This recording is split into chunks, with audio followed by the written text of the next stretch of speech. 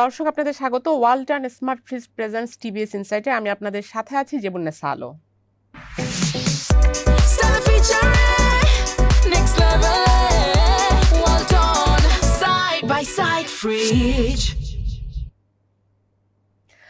আমরা আজকে আলোচনা করব যে ইরান ওয়ার চলছে এবং তেলের দাম, এনার্জির প্রাইসের দাম সারা পৃথিবীতে যেভাবে বাড়ছে, সেটার প্রভাব আমাদের বাংলাদেশের অর্থনীতিতে, মানি মার্কেটে কি প্রভাব পড়বে, ডিরেক্ট ইম্প্যাক্টগুলো কি।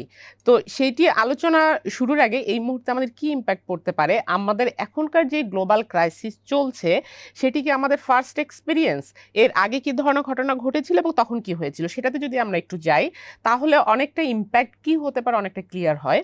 আমরা যদি একটু পিছনে যাই, যে আমরা এই সেম ক্রাইসিস আমরা দেখেছিলাম 1970s-এ, যখন আমরা যদি একটু মনে করিয়ে দেই যে 1973 থেকে 1979 7 বছরের সময়কালীনে একটা ওয়ার্ল্ড ওয়াইড একটা রিসেশন হয়েছিল। তখনও ঠিক এরকমই ওপেক কান্ট্রিজগুলো, অর্থাৎ যারা তেল এক্সপোর্ট করে থাকে, আরব মেম্বার্সরা, তাদের সঙ্গে ইসরায়েলের একটি যুদ্ধ হয়েছিল এবং একই সাথে ইরানের একটি ইসলামিক রিভলিউশন যেটা হয়েছিল 1979-এ।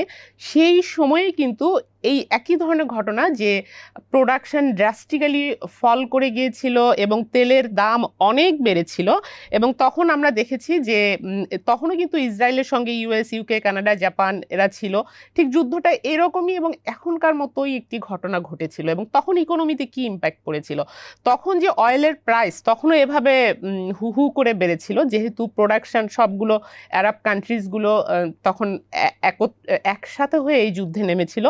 তো তারা কিন্তু প্রোডাকশন কাট করে দিয়েছিল, ফলে অয়েল প্রাইসের হিউজ সাপ্লাই শক হয়েছিল। এখন আমরা আমাদের যে পেট্রোল পাম্পগুলোতে যে লম্বা লাইন দেখছি পেট্রোল নেওয়ার জন্য, ঠিক এরকম ঘটনাই কিন্তু সারা পৃথিবীতে ঘটেছিল। এবং অর্থনীতিতে প্রভাবটা আমরা দেখেছিলাম তখনকার সেন্ট্রাল ব্যাংকগুলোর অ্যাপ্রোচ কি ছিল সেই সময়ে। তো তখন আমরা দেখেছিলাম যে মনিটারি পলিসির ওই সময় ওল্ড ফ্যাশন একটি অ্যাপ্রোচ ছিল, যেটিকে এখন ওল্ড ফ্যাশন বলা হয়। সেই সময় আমরা দেখেছি, আমরা একটু স্টাডি করে, যে তখন যেটা হয়েছিল যে মনিটারি পলিসি আরও এক্সপানশনারিতে গিয়েছিল এইরকম একটি অ্যাপ্রোচে, যে যেহেতু এখন সংকট চলছে, ক্রাইসিস চলছে, তাহলে টাকার প্রবাহ যদি আরও ইজি করে দেয়া হয় তাহলে হয়তো প্রোডাকশনকে সাপোর্ট করা, গ্রোথকে সাপোর্ট করার জন্য ইজি মনিটারি পলিসি নেওয়া হয়েছিল, অর্থাৎ এক্সপানশনারি মনিটারি পলিসি নেওয়া হয়েছিল। ফলে এটার রেজাল্টে আমরা দেখেছিলাম যে এক্সপানশনারি মনিটারি পলিসি আসলে ইনফ্লেশনও কমাতে পারেনি, গ্রোথও বাড়াতে পারেনি। যেটা হয়েছিল তখন ইমিডিয়েট ইম্প্যাক্ট ছিল হিউজ ইনফ্লেশন, প্রাইস সব কিছুর দাম অনেক বেড়ে গিয়েছিল। তো যেটা সেন্ট্রাল ব্যাংকটা করেছিল যে ইজি মানি প্রবাহ করার ফলে যাতে প্রোডাকশন বাড়ে, কিন্তু ফাইনালি প্রোডাকশন বাড়েনি, বরং সেটি স্ট্যাগফ্লেশন হয়েছিল। এই স্ট্যাগফ্লেশন শব্দটা আমরা ইনফ্লেশন শব্দের সঙ্গে সবাই অনেক পরিচিত, যে মূল্যস্ফীতি হচ্ছে, কিন্তু স্ট্যাগফ্লেশন শব্দের সঙ্গে আমরা খুব বেশি পরিচিত নয়। কিন্তু এই শব্দটির উৎপত্তি হয় কিন্তু সেই সময়ে 1979-এর ওই ক্রাইসিসের সময়, যে আসলে কি হয়েছিল, তখন গ্রোথ স্টাক হয়ে গিয়েছিল।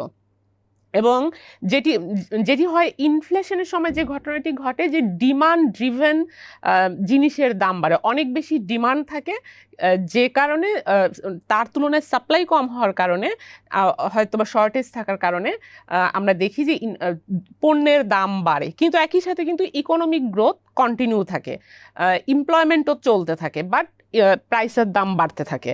যেটি এখন যদি আমাদের এখনকার যে ইনফ্লেশনের প্যাটার্ন, সেটা কিন্তু অনেকটা এরকম, যে আমাদের ডিমান্ড ড্রিভেন এখন ইনফ্লেশন হচ্ছে। আর স্ট্যাগফ্লেশনে যেটা হয়, যে যখন এরকম গ্লোবালি একটা বিরাট ক্রাইসিস আসে, তখন যেটা হয় একই সাথে ইনফ্লেশন বাড়তে থাকে, গ্রোথ তখন বন্ধ হয়ে যায় এবং আনএমপ্লয়মেন্ট হিউজ হয়, অর্থাৎ সমস্ত কিছু স্টাক হয়ে থাকে। এটাকে বলে স্ট্যাগফ্লেশন, এবং সেটাকে আসলে রিসেশন বলে, অর্থাৎ মন্দা বলে। তো সেই সিচুয়েশন কিন্তু এই যে এখনকার যে আমরা ক্রাইসিস দেখছি, সেই ক্রাইসিস এর আগে 1970-এ যেটা হয়েছিল, সেটার রেজাল্ট হয়েছিল এরকম স্ট্যাগফ্লেশন বা রিসেশন হয়েছিল। এখনকার আসলে সেন্ট্রাল ব্যাংকগুলো কি ভাবছে এই এই সিচুয়েশনে, বা কি ইম্প্যাক্ট আমাদের বাংলাদেশে হতে পারে, যেটি আমরা দেখি যে গ্লোবাল সেন্ট্রাল ব্যাংকগুলো এখন মডার্ন যে পলিসি, মডার্ন মনিটারি পলিসি, অর্থাৎ ওখান থেকে যে লেসন নেওয়া হলো যে এই ধরনের ক্রাইসিসে এক্সপানশনারি পলিসিটা এখন ওল্ড ফ্যাশন হয়ে গেল। এখন যেটি সেন্ট্রাল ব্যাংকগুলো করে যে কন্ট্রাকশনারি মনিটারি পলিসিতে যায়, যেটি অলরেডি আমরা যেটি রাশিয়া ইউক্রেন কনফ্লিক্টের পর সারা পৃথিবীতে যে ইনফ্লেশন হলো, তখন কিন্তু আমরা দেখছি সকল সেন্ট্রাল ব্যাংক কি করেছিল, তখন কিন্তু সবাই পলিসি আরও বাড়িয়ে দিয়েছিল, পলিসি রেটটা বাড়িয়ে দিয়েছিল সারা পৃথিবীতে যে ইনফ্লেশন কন্ট্রোল করার জন্য, এবং সেটি কিন্তু কাজ করেছে এবং ফাইনালি কিন্তু আমরা দেখছি ইনফ্লেশন কুল ডাউন হয়েছে।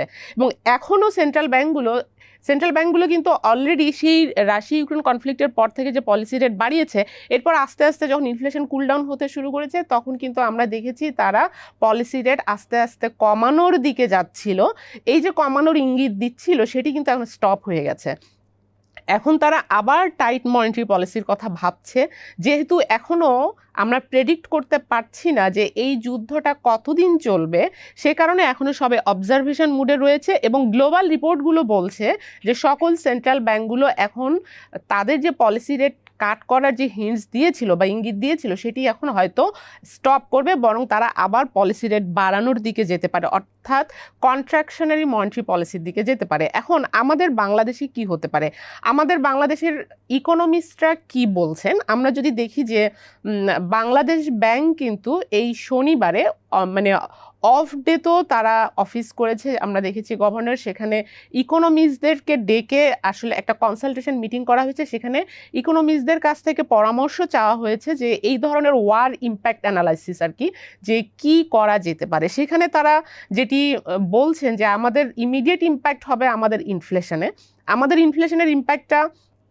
এ কারণেই সবচেয়ে বেশি, কারণ আমরা হইলাম ইম্পোর্ট বেসড কান্ট্রি। সো আমরা এই যে এনার্জি, আমরা অয়েল, এগুলো তো আমাদের ইম্পোর্ট করে আনতে হয়, আমরা অনেক ফুড ইম্পোর্ট করি, আমাদের অনেক ফুডের ইনগ্রেডিয়েন্টগুলোও ইম্পোর্ট করি। তো যে কারণে আমরা ইম্পোর্ট বেসড হওয়ার কারণে আমাদের ইম্পোর্টেড ইনফ্লেশনটা অবশ্যই বাড়ার একটি সম্ভাবনা রয়েছে। আমাদের ইনফ্লেশন অলরেডি কিন্তু বাড়তির দিকে রয়েছে। আপনারা জানেন যে এই গত 1.5 বছরে আমরা দেখেছি একটাই টার্গেট সরকারের ছিল ইনফ্লেশন কমানো, বা বাংলাদেশ ব্যাংকের টার্গেটও ছিল ইনফ্লেশন কমানো। এখনও কিন্তু আমাদের ইনফ্লেশন 8.5%-এর উপরে, যেটি সরকারের বা বাংলাদেশ ব্যাংকের টার্গেট আছে এটি 7%-এর নিচে নামিয়ে আনতে। যে কারণে কিন্তু বাংলাদেশ ব্যাংক গত 2 বছর ধরে কন্ট্রাকশনারি মনিটারি পলিসি কন্টিনিউ করছে। কিন্তু সম্প্রতি বাংলাদেশ ব্যাংক নতুন গভর্নর আসার পর আমরা দেখেছিলাম তারা কিন্তু ভাবছিল যে যেহেতু ব্যবসায়ীদের ডিমান্ড রয়েছে ইন্টারেস্ট রেট কমানোর, গ্রোথকে সাপোর্ট করার জন্য, সেটিও কিন্তু বাংলাদেশ ব্যাংক সেই ঘোষণাটিও দিয়েছিল যে তারা গ্রোথকে সাপোর্ট করার জন্য ইন্টারেস্ট রেট আরও কমিয়ে দিবে বা পলিসি রেট কাট করবে। বাট আমাদের এখনকার সিচুয়েশন কিন্তু কমপ্লিটলি রিভার্স। আমরা আবার যদি একটু পেছনের দিকে 1970s-এর দিকে তাকিয়ে দেখি, যে তখন কিন্তু এই যে ইন্টারেস্ট রেট কমানোর ফলে আমরা দেখেছিলাম রিসেশন হয়েছিল। রাশিয়া ইউক্রেনের পরে আমরা দেখলাম ইন্টারেস্ট রেট বরং বাড়ানো হয়েছে, ফলে সেটার ভালো রেজাল্ট এসেছে। এখন আসলে গ্রোথ সাপোর্ট করার মতো কোনো সিচুয়েশন নাই। এখন আমাদের যেহেতু ডিরেক্ট ইনফ্লেশনের উপর ইম্প্যাক্ট পড়বে, সো সেটাকে কন্ট্রোল করা একটা বড় চ্যালেঞ্জ। আরেকটি যেটি ইকোনমিস্টরা যেটি সাজেস্ট করেছেন যে আমাদের যেটা হতে পারে যে ইন্টারেস্ট রেট যেটি ব্যবসায়ীরা অলরেডি কমাতে বলছিলেন, সেটি কিন্তু উল্টো বেড়ে যাওয়ার এখন আশঙ্কা রয়েছে। কেন বেড়ে যাওয়ার আশঙ্কা রয়েছে?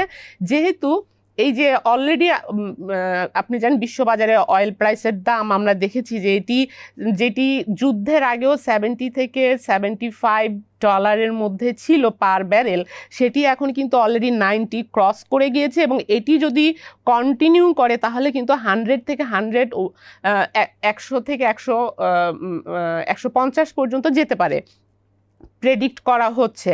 তো এইরকম সিচুয়েশন অলরেডি কিন্তু আমাদের এখন স্পটে যেগুলো কেনা হবে সেগুলো কিন্তু এই হাই প্রাইসেই কেনা হবে। তো যখন আমরা এইটা হাই প্রাইসে সরকার কিনবে, তখন তো এটা ডলারে কিনতে হবে। ডলারে কিনতে হলে তাকে কিন্তু অনেক বেশি ডলার মার্কেট থেকে টাকা দিয়ে কিনতে হবে। অর্থাৎ আগে যেই ডলার আপনি যে পরিমাণ, যদি $100 প্রয়োজন হতো যেই তেলটা কেনার জন্য, এখন আপনার $200 প্রয়োজন হতে পারে। তো তখন কিন্তু আপনার আরও বেশি টাকার প্রয়োজন হবে। অর্থাৎ আপনার মানে লিকুইডিটি মার্কেটে ফরেক্স মানে ডলার এবং টাকা দুটো মার্কেটের উপরেই অনেক বেশি চাপ পড়বে, কারণ সরকারের দুটোরই অনেক বেশি প্রয়োজন হবে, অনেক বেশি ডলার কিনতে হবে, একই সাথে এই ডলার কেনার জন্য অনেক বেশি টাকার প্রয়োজন হবে।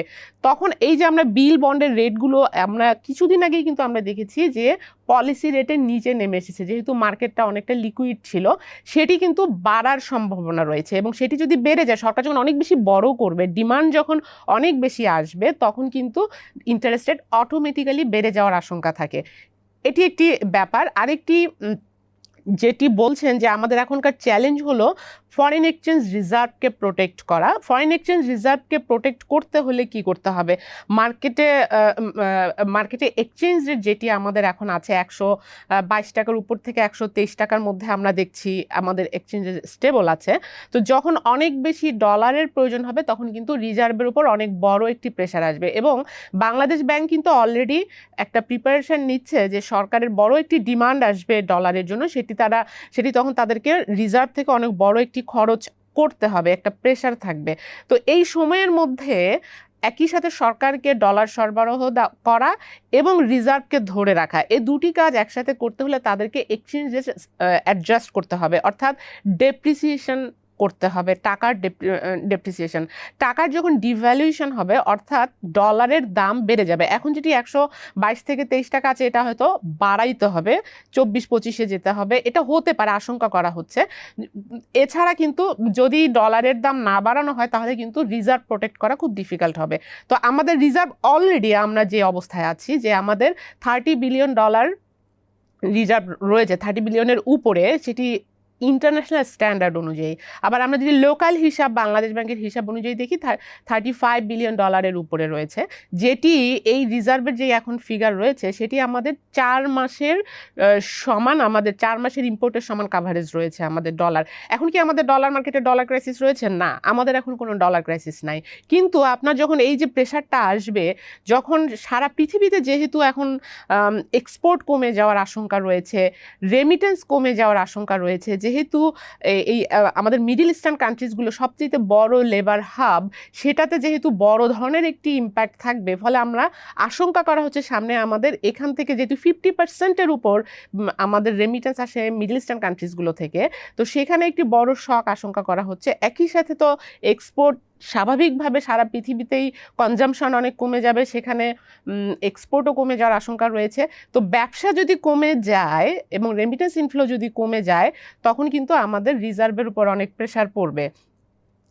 এটি একটা আশঙ্কা করা হচ্ছে। এবং এক্সচেঞ্জ রেট যখন আবার অ্যাডজাস্ট করা হবে, বা এটি যদি একটু বেড়ে যায়, আমাদের রিজার্ভ প্রোটেক্ট করার জন্য যদি এটি করতে হয়, তাহলেও কিন্তু আমাদের ইন্টারেস্ট রেট বেড়ে যাবে। তো আমরা এখন সর্বসাকুল্যে যেটি আমাদের এই মুহূর্তে আশঙ্কা করা হচ্ছে, যে আমাদের যে ইন্টারেস্ট রেট এবং ইনফ্লেশন, সেটি বেড়ে যাওয়ার আশঙ্কা রয়েছে। এবং ইকোনমিস্টরা বাংলাদেশ ব্যাংকে যেটি পরামর্শ দিচ্ছে, যে এখন টাইট মনিটারি পলিসি কন্টিনিউ করা, বা আরও টাইট করা, কিভাবে আরও টাইট করা যায়, আর একই সাথে আমাদের ফরেন এক্সচেঞ্জ মার্কেটটাকে স্টেবল রাখা, ফরেক্স যে রিজার্ভ, যেই ডলার দিয়ে আমাদের এই যে সারা পৃথিবীতে যে আমাদের সব কিছুর দাম বাড়ছে, এগুলো যে আমাদের কিনতে হবে, সেটার জন্য আমাদের ক্যাপাসিটিটার জন্য আমরা কন্টিনিউ করতে পারি, সেটির উপর নজর দেওয়ার জন্য সাজেশন দিয়েছেন আমাদের যে ইকোনমিস্টরা।